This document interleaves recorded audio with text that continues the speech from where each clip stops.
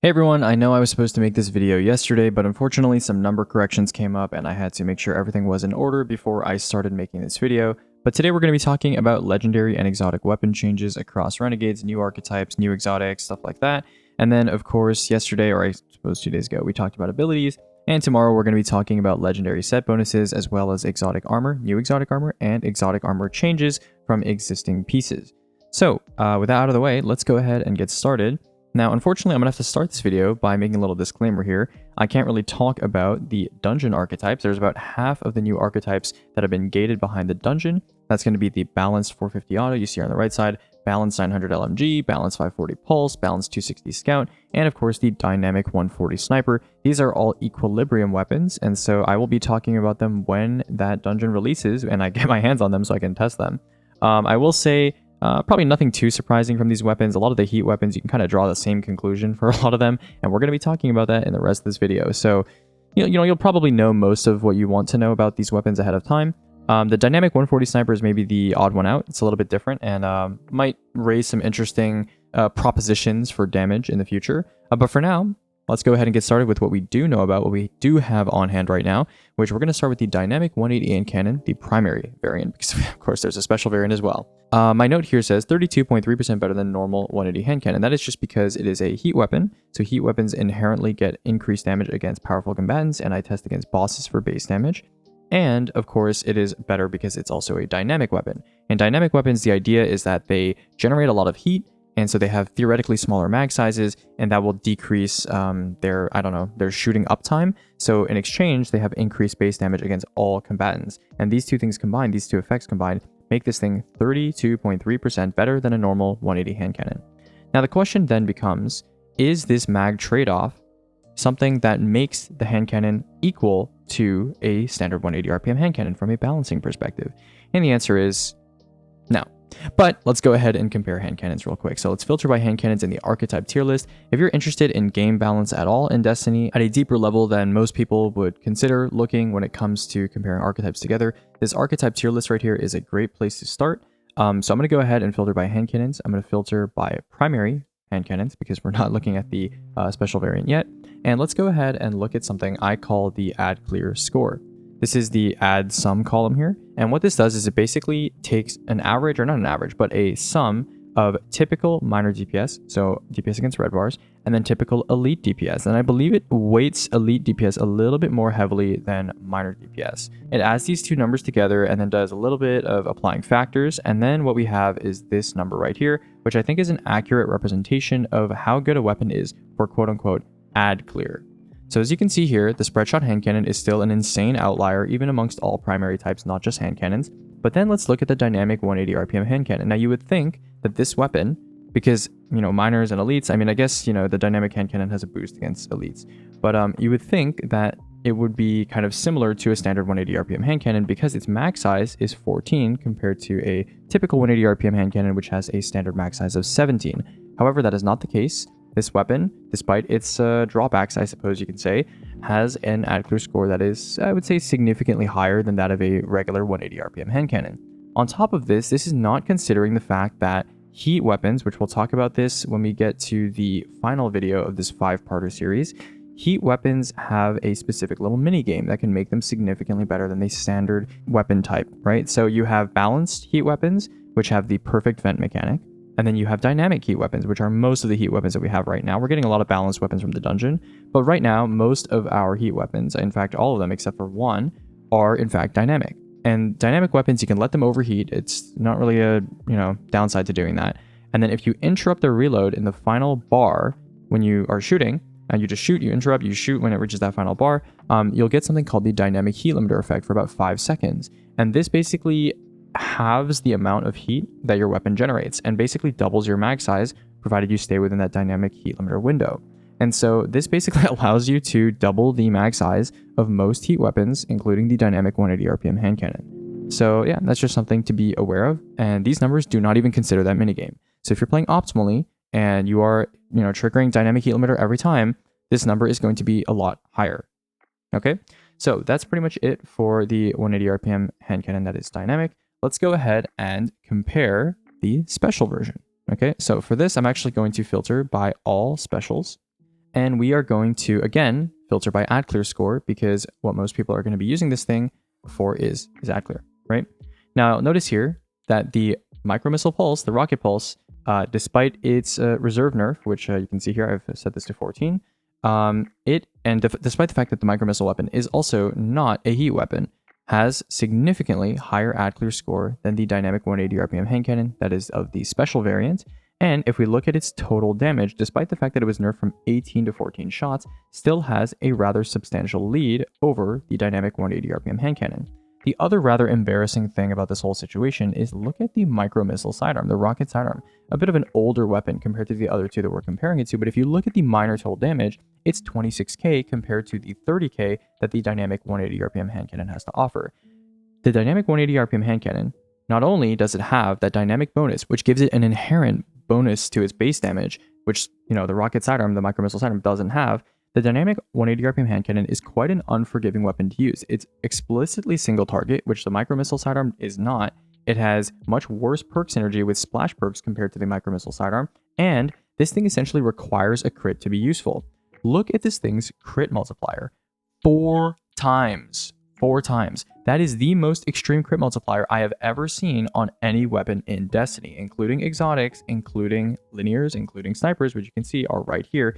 This is a hand cannon that has a 4 times crit multiplier, meaning if you ever decide to, by chance, miss a shot on a crit or shoot an ad that's like a shank or something like that, you may have noticed that this weapon does diddly squat for damage. And you can see that right here. I have a body minor DPS column just for this, and you can see this column is very orange compared to the surrounding green cells because of this insanely punishing crit multiplier. Rocket sidearms, no trouble at all shooting shanks, and of course you can see this effective crit multiplier here is very low when you count for the splash versus impact distribution.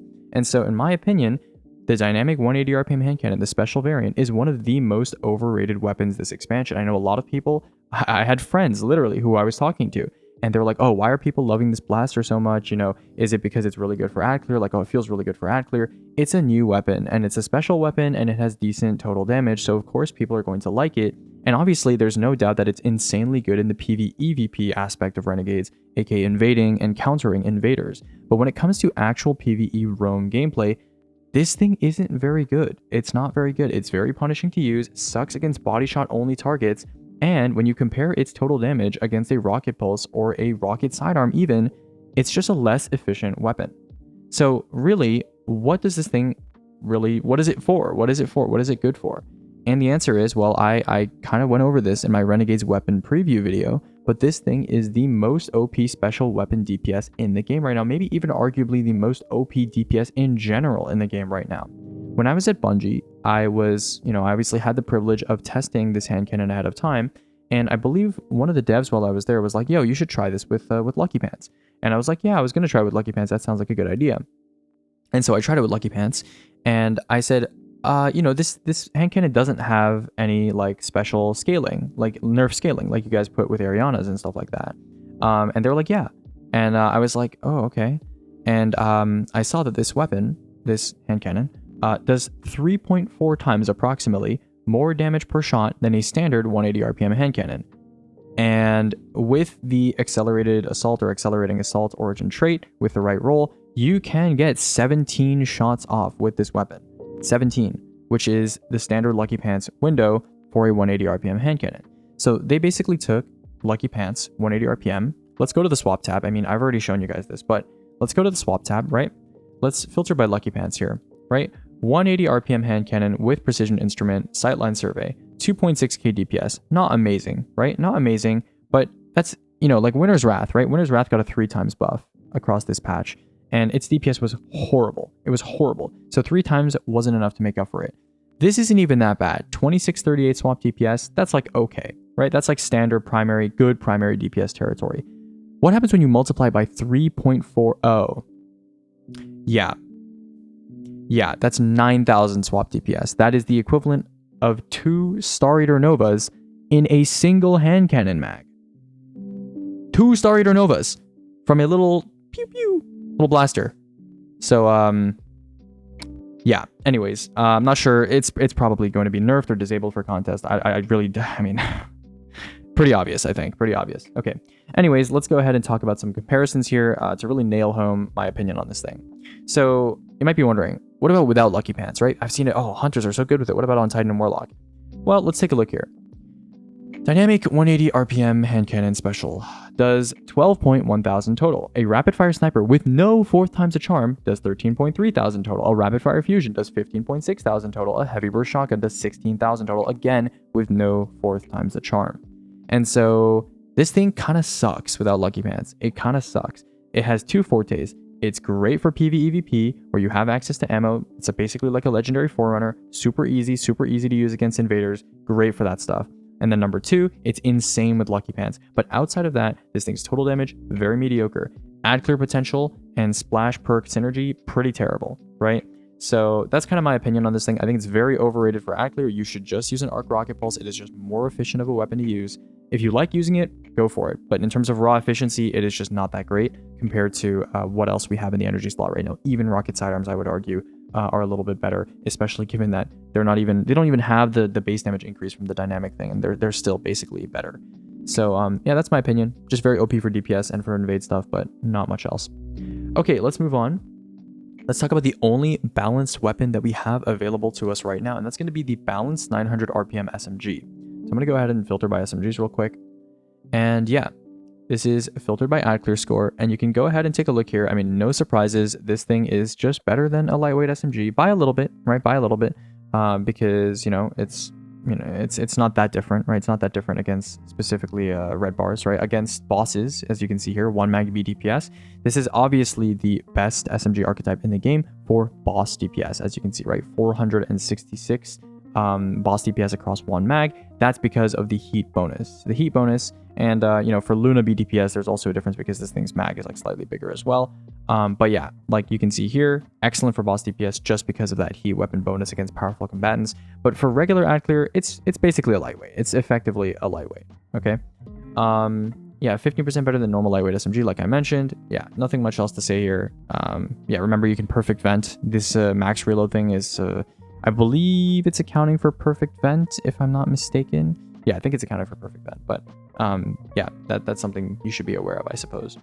Okay, next up we have the dynamic rapid pulse, or the dynamic 540 pulse. So I'm going to go ahead and pull out that comparison real quick. And yeah, let's go ahead and filter by ad clear sum. Heavy burst pulses, still pretty good. You have rapid fire pulses that are trailing right behind them, and then you have the dynamic pulse that's right behind. So this is essentially like a rapid fire pulse for all intents and purposes. And then obviously against chunkier targets like elites, it takes the lead a little bit. I think a lot of people have been, eyeing this weapon for PvP. In my opinion, for PvE, it's not particularly like amazing or standout. I think this, this weapon was a little better job, I guess, at balancing it compared to the other heat weapons where they're just like clearly better than their non-heat alternatives. This one feels more like a side grade than a strict upgrade. So there's that. Next, we have the dynamic sidearm, dynamic 360 sidearm, which is a lightweight equivalent. And then, yeah, if we go to add clear sum here, and then I go ahead and filter it. Okay, that's a little surprising, actually. That's a little surprising. Okay. I honestly haven't checked this filtering before with this specific weapon. So yeah, it's essentially a lightweight sidearm.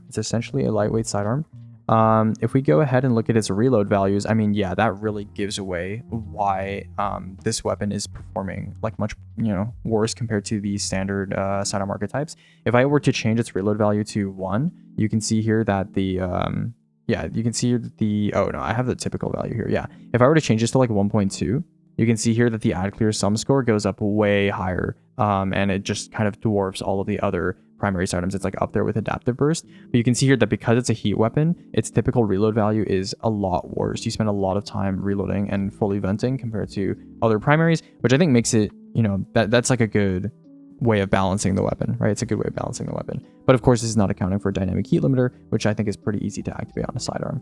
So yeah, that is something to be aware of, I suppose, as well. So yeah, I would say, yeah, the dynamic 540 pulse, dynamic 360 sidearm, much better job balancing those compared to some of the other weapons on this list. Like, the hand cannon is clearly just a cut above the rest. And then finally, the weapon that kind of caused me to delay this video is going to be the aggressive burst SMG. So I low-key said that this weapon is pretty bad because I use boss damage as a base value. And you can see here that 35.604, this thing literally does less base damage than a precision SMG, and they have the same RPM, and the precision SMG is widely agreed upon as the worst SMG archetype in the game. So I was like, yeah, this is just going to be worse. However, Bungie did a little trickery here. Go ahead and look at the minor and elite scalars on these weapons. SMGs, outside of new heat SMGs, all of them have the same minor and elite scalar, but for some reason, Bungie decided to give the aggressive burst SMG a different minor scalar and a different elite scalar. And that makes it, because SMGs are a relatively tight grouping compared to other primary archetype families, it's enough to kick this thing above everything else. And it is just the best ad clear SMG in the game, right? So this is not a heat weapon or anything like that, not dynamic. It is just the best ad clear SMG in the game because it just has better minor and elite scalars. So don't use this thing for boss DPS. It is essentially a 600 RPM SMG when it comes to PKs for boss DPS. I've seen people, send me some videos about people using the new comp SMG for boss DPS. I wouldn't recommend it. Just stick to this balanced guy, right? The fast talker. But yeah, like this thing, if you want to use it for ad clear, it's great for that. Now, would I recommend an SMG for ad clear all the time? I mean, you could use this as like a multi-malk alternative, I suppose. Has a very big mag as well, even though the reload is a little punishing at times. But yeah, I mean, it's kind of up to you. Definitely an interesting option, for sure, an interesting option. I will say another thing, now that we're kind of reaching the end of the heat weapon section here, is that heat weapons are a lot more sensitive to reload effects and exhausting effects. So just be aware of that compared to you can see it here, right? You can see that the typical reload value, now this wasn't perfectly tested, but the typical reload value, I just had, I believe, 100 weapons and a loader mod. And even with those things, you can see that heat weapons really suffer compared to their other kind of members of the same family. So heat weapons, definitely, you need to play a lot more into their reload and make sure you make use of their mechanics in order to kind of circumvent some of these downsides, because they're much more sensitive. They have a much higher ceiling and a lower floor when it comes to, having nice reloads, having nice uptime. So just be aware of that. Okay, and finally, the last thing that I want to talk about is, of course, the Disruption Sniper. So let's go ahead and look at that. Go to power here. And this isn't necessarily going to tell us too much, but I will show you regardless. Yeah, so you have a bunch of rockets here, and then you have the Disruption Sniper, right? So this sniper, just manually reloading it, it's already competing with like heavy GLs and rockets, and these are when you are essentially shooting the rocket like as quickly as possible, like at max fire rate. So this thing is already pretty competitive in that regard when you are manually reloading it, not even shooting it at max RPM with backup mag or with the auto reload thing when you pick up bricks, just shooting it at max, or like just shooting it as fast as you can when manually reloading it with Lunas is already up there with, for example, just spamming precision rockets at max fire rate as if you didn't have to ever reload the gun, right? So that's pretty crazy.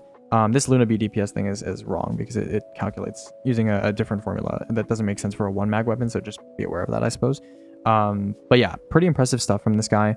But really where it starts to shine is when I go to the other spreadsheet and I go to the sustain tab, which you've probably already seen because we've shown it in a different video. But yeah, this thing, 4,800 boss DPS when you're manually reloading it. If you take away Darcy and Riyadh Sniper's Meditation, like I talked about in the last video, it's somewhere around 4,900, right? And for how easy it is, and for how kinetic synthesis works this season, which we'll talk about artifact mods in a future video, but with how everything works this season, I mean, it's just the go-to. It's just the go-to. There's so many videos that content creators are putting out right now where they showcase, unique DPS strategies with different weapons, and like, oh, you can use this SMG, or you can use this weapon or this weapon. And all of it kind of boils down to, this is the gold standard this season. So if you're not beating this with lower effort or similar effort, at least for like dungeon purposes or just, general DPS talks, like it's really not relevant, I would say, for the most part, if you're at least chasing, optimal damage or whatever.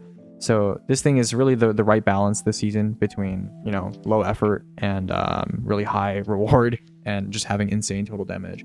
And we'll talk about some of the other damage options this season for sure, which we'll go over. Some of them you probably are even seeing on this screen right now as we're talking about them.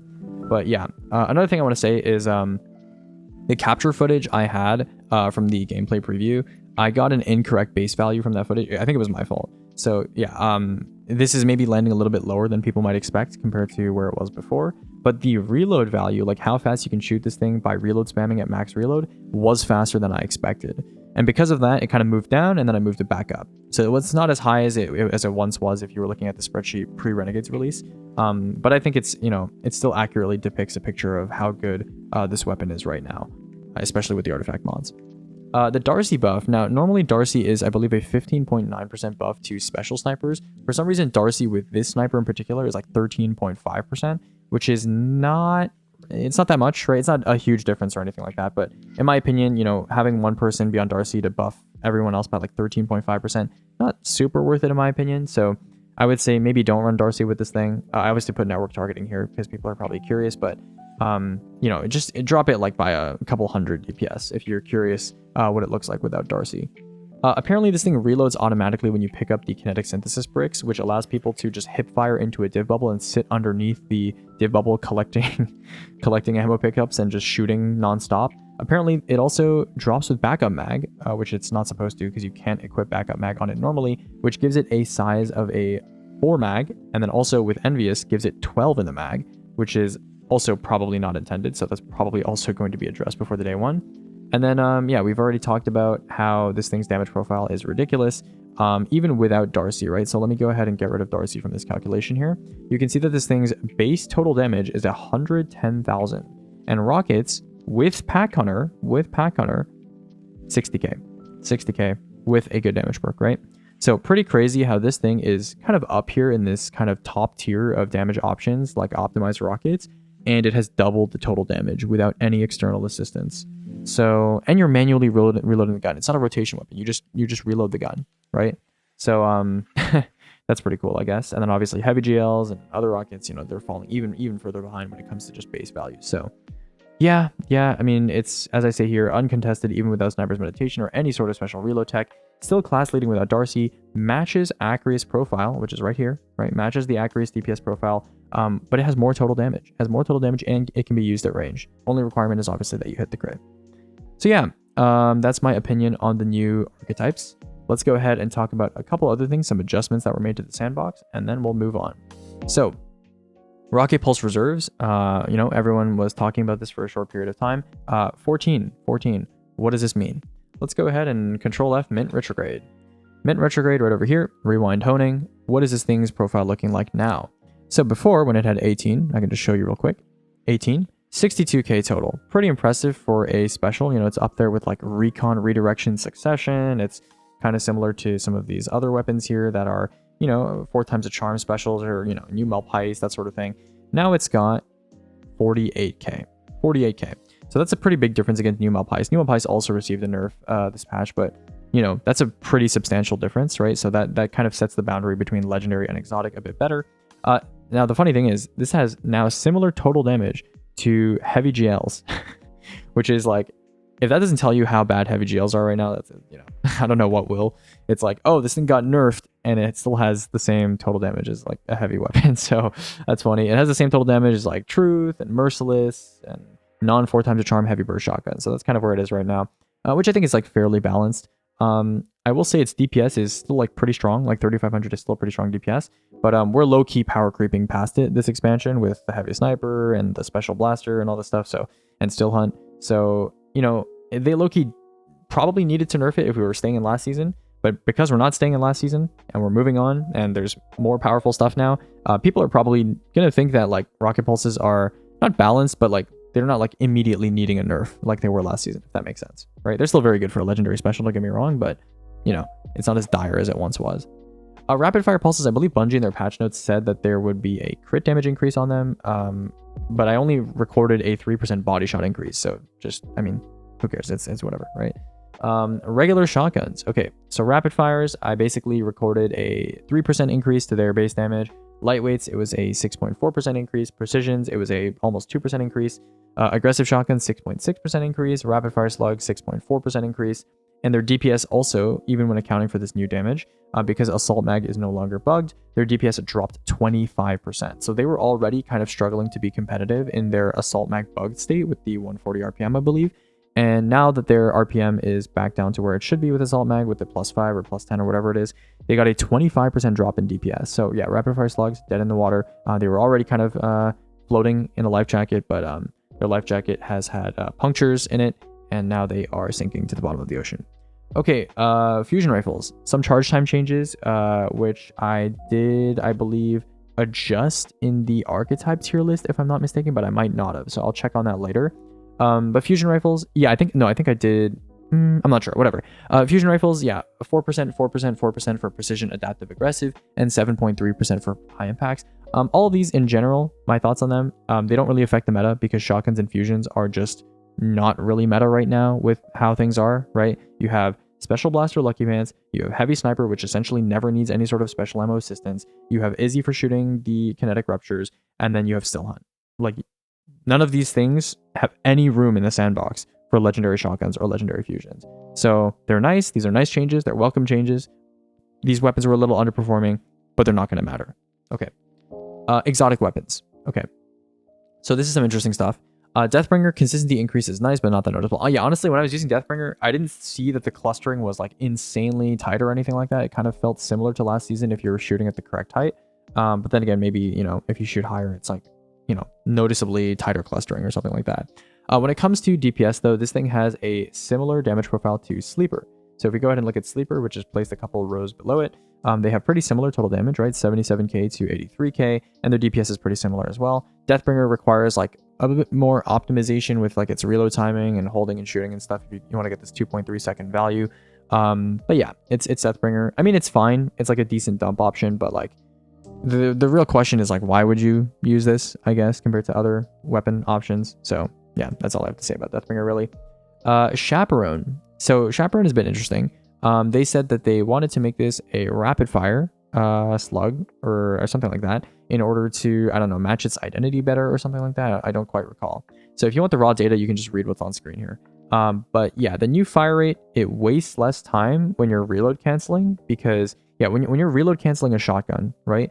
Aggressive shotguns, it's not as bad because by the time you reload, the next shot that you can fire, that window isn't even available yet, right? So having a slow fire rate means that you are like, you know, it's fine.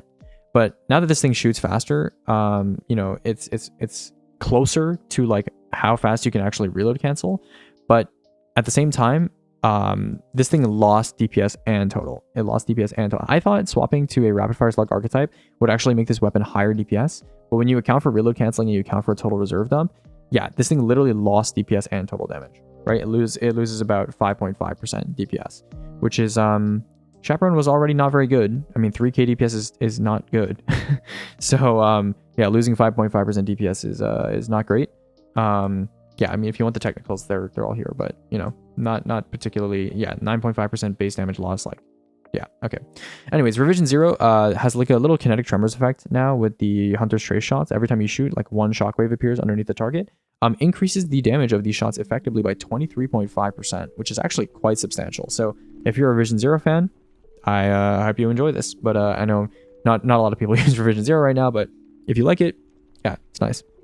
Okay, Tessellation, property irreducible, buffed by 25%. I measured this to be 29% combined with Transcendence. I think they said it would be 25% combined with Transcendence. So a bit of a bigger buff than I expected, I suppose. The secondary explosion from the Catalyst now applies way faster. Like when you shoot it, all three numbers almost appear at the same time. And the effect application is like very shortly after you have that first impact. So unfortunately, this is not enough to make this better than Horseman, like raw DPS wise, which is a bit unfortunate because I was considering using Tessellation for some rotation stuff. Decent total if you use like Song of Flame or Transcendence or something to abuse it and, you know, get as much Tessellation irreducible shots as you can. But unfortunately, this thing, even post buff, is pretty bad DPS. I mean, we can go ahead and look at it right here because its animations are just too slow, right? So this is basically the DPS of Tessellation if you were to just repeatedly load irreducible shots and shoot them like over and over and over, and you just ignored that you had a grenade cooldown and you just constantly pretend you had a grenade. This is what the DPS would be like, and it's pretty bad. This is worse than a lot of primaries. I mean, Final Warning is directly above it. So yeah, not great, but I don't know. It's a cool weapon. It's a nice weapon. Okay, Worldline Zero damage. It's been multiplied by 7 times on the temporal kind of blink attack. I mean, obviously it was doing 1/5 the damage it was supposed to, and then they kind of swung it in the other direction. They restored the 5 ticks that it's supposed to do, and then added 2 more, I believe. Also, for some reason, Worldline Zero, this was semi-consistent in my testing, but if you go ahead and look at Worldline Zero's temporal sprint heavy attack, it has 70% chunking. I'm not sure why this is the case, but yeah, this was pretty consistent. Does this make it usable for DPS? I don't think so, but yeah, it does have 70% chunking for some reason. So that is a thing. Wolfsbane. Okay, this is actually a bright spot in this entire video here. Wolfsbane. I would like to commend Bungie for buffing an exotic the appropriate amount and buffing it while still within the window of relevance. Okay, so remember back in year 4 when, you know, LFGs used to use Lament on everything. Like I would do Last Wish LFGs and people would whip out Lament on like Kali and like Shirochi, which are bosses that you should just not be using Lament on. But people used to use Lament on everything. Okay, Wolfsbane, for reference, for being in that kind of brain dead super easy damage roll of just spamming a sword, is better than Lament ever was in terms of raw viability compared to the top end of the sandbox. And so I would like to wholeheartedly recommend Wolfsbane now for sword damage. Anytime you want to do sword damage, I would argue that Wolfsbane is a better option than even stuff like Surrounded Bequest and Surrounded Synancia and even like Honing Synancia, because it's just super easy to use. It is like, it does 95% of the DPS / damage of these other sword options, except it is easier to use, doesn't require surrounded, has DR built in, better survivability, better neutral gameplay. It is an exotic, but the total damage is insane, right? So go ahead and take a look at this Wolfsbane entry here. Swapping after HL, 10 lights to regenerate, right? I think this total damage value is like a little bit off because it relies on the old combo metric, I believe. But yeah, this thing does a crazy amount of total damage, right? It does so much total damage that Relentless is effectively useless on this weapon because there's no boss damage phase in this entire game where you would ever really run out of ammo on Wolfsbane, right? I just can't fathom it, really. And you're doing competitive DPS for this entire damage window, and it's, yeah, I mean, there's not much else to say here. Even if you take away Burning Ambition and you have people on attrition orbs, the damage doesn't go down that much. I think this is the perfect place for an exotic heavy weapon to be compared to its legendary options. A little bit worse than more optimized options like Synancia with Honing, or like, you know, you have stuff like Surrounded Bequest or Surrounded Summon Bonum, but like it's really up there. It's really up there, right? Lament was never this close to other competitive exotic heavy options, specifically like swords and stuff like that. So this is good. This is good. You know, I'm happy with this buff. Yeah, if you're curious, old values plus nano timer, heavy light cycle into 12 lights. This was 3000 DPS, and now it does 3500 or almost 3600, you know, halfway between them, rounded up. And then I'm not going to mention Outbreak because, you know, Outbreak makes it do like 4.2k DPS, which is obviously very impressive. But Outbreak, as if you're curious why I don't think Outbreak is worth using, go to the Outbreak Wolfsbane video that I made last season. But I don't think Outbreak is worth using with this weapon for a variety of reasons. So yeah, as I see here, it's a class-leading sword now, 3.6k DPS, total not even worth mentioning because it's so much. And it's better / similar to legendary non-surrounded BIS options. I know a lot of people were using Attrition Orbs Ill Omen and were considering using it with the new sword set bonuses that, you know, give you chunk energy when you get hits. Use Wolfsbane instead, okay? You want to know where Ill Omen is on this list? Ill Omen. Ill Omen is with Surrounded. With Surrounded, it's here, 3400. Without Surrounded, 3100. 3100. Use Wolfsbane instead. If you want Attrition Orbs, use Wolfsbane instead. It makes more orbs too. It makes more orbs. Have you seen how much orbs this thing generates when you do the heavy attack in the Swarmnado? I mean, I'm sure you've seen that, but it's a viable option now. That's all I'm saying. Okay, it's a viable option. Am I saying you should use it on every boss in the game? No, but if you're considering using a sword on a boss, you should consider using Wolfsbane. Okay, and that's my honest opinion. Okay, Service of Luzaku. Not much to talk about here, right? I already said this. 33% over a high impact machine gun. DPS, yeah, total damage, not that great. DPS, horrible. I don't think anyone was expecting it to be very good though. Still Hunt. I can confirm that this weapon did in fact receive a 40% buff. You got, you know, no reload canceling, nothing crazy. Just like straight shooting this weapon. 3.4k DPS, pretty good. 71k, excellent total damage. If you were to incorporate this better into a rotation, for example, there are some strategies that are being devised right now where you use Attrition Orbs, swords, or something like that to generate a bunch of orbs with like Ill Omen, and then use those orb pickups to just have a bunch of, you know, Still Hunt Nighthawk shots. That's like an option, I suppose, you know, that you can maybe think about. And then we have Hawkmoon. Some people have been asking me to test it with Lucky Pants. Paracausal scaling buff now goes to 70%, excluding the final shot with Lucky Pants. Full Lucky Pants mag, this is an effective 30% buff to Hawkmoon. Let's go ahead and go to the swap tab, filter by LP real quick, and see where Hawkmoon lies here. So I'm going to go ahead and search Hawkmoon. And you can see here that even when you prime Hawkmoon with 3 heavy burst hand cannon shots, or you just shoot it straight, even after the buffs, 3200 DPS, 3400 DPS, not even close to some of these high tier options, for example, Cascade, Vorpal, Aureus Neutralizer. And then of course, when you consider the special hand cannon, it becomes a laughing stock. So yeah, not much to talk about there. Yeah, not that great compared to other LP options, as I mentioned. Black Talon, right, used to have a reversal catalyst, I believe, where if you block damage and then immediately do damage afterward for a very short period of time, you get a 50% damage buff. They changed it so that now when you do damage to targets that are void debuffed, the more void debuffs they have, the more damage you do. However, when I tried doing this on a boss for quite a while, I was on Void Titan, I threw like a suppressor nade, made the target volatile, and then, you know, I weakened the target as well, and I used Tractor as well for like suppressor weaken, and I swapped. I was never able to get this thing to 3 stacks, and I got it to 2 stacks like once or twice for like 1 hit. So I don't think this is working correctly, and even if it is working correctly, the stacks don't multiply. So it kind of implies in the language of the buff that these stacks are multiplicative, and it's like 1.1 to the power of 3. It's actually just 10, 20, 30%, at least from the brief testing that I did. They increased its reserves by 4, so it's not that much, but 4, and then -1 ammo used per heavy. So the new damage profile looks like this. We went from 45k total, 2500 DPS, to 67k total and 2700 DPS. Now, if we're comparing this against other exotic heavy swords, for example, the axe that we were just talking about, it is not even close. This thing would literally need like 4 times the total damage and like 50% more DPS to compete. So yeah, not even close, or not 50%, but you know, something like that. Yeah, not even close. Heirloom, which is the exotic crossbow, I assume comes from the dungeon. Not 100% sure, but I assume it comes from the dungeon. And when it does come out, we'll probably talk about it then. But my summary on Heirloom from the testing that I did when I was at Bungie is it's good for roam, and it does good like burst damage for like that single shot, but it's not good for DPS. It's not good for sustained DPS, so not going to be super interesting, I think. And then Praxic Blade, I know a lot of you guys have been playing with this thing a lot. I think I'm not going to be able to tell you anything about the Praxic Blade that you don't already know from just experimenting with it in neutral play. I think it's much more of a neutral weapon than it is a DPS weapon. So yeah, I mean, we'll wait for the dungeon enhancements as well, because there are some things obviously that you can only get from the dungeon, as you've probably seen. But yeah, the enhancements that we've gotten so far, I mean, the damage it's fine. And it interacts well with Sword Storm combo and, you know, kinetic synthesis and stuff like that. But you know, I don't think it's particularly a standout when it comes to damage. I mean, I'll do some testing, and I'll probably do testing on it for boss damage specifically when I do rotations before the dungeon. And if my opinion changes then I'll make a recommendation at that point. But from what I know right now, I don't think it's necessarily like amazing for DPS or anything like that.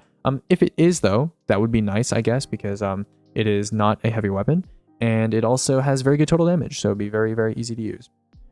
Okay, that is pretty much all I have to say. We're going to talk about armor sets tomorrow and exotic armor tomorrow. I hope you guys have enjoyed this little discussion of the new weapons in Renegades, whether we're talking legendaries, heavies, you know, exotic specials, returning weapons, new weapons.